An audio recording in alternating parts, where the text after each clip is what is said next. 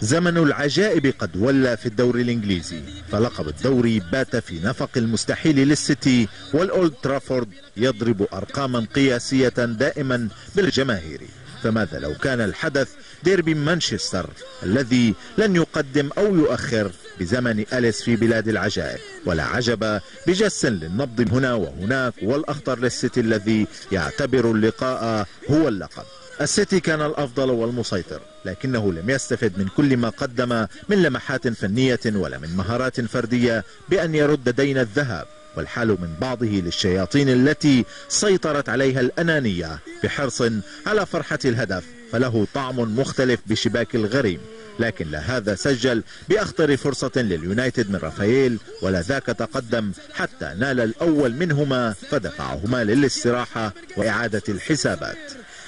فان بيرسي تحضير كرة لرافائيل خطيرة. حسابات السيتي كانت الأدق في الثاني، فاستغلت خطأ الخبير جيجز ليتحول إلى تقدم عبر تسديدة ميلنر التي لم تؤثر عليها لمسة الدفاع. ميلنر تقدم فأراح مانشيني من المباركة لفيرغسون التي انتشى بالتعادل من نيران كومباني الصديقة. ميلنر قوية جميلة، فان بيرسي يلعب كرة.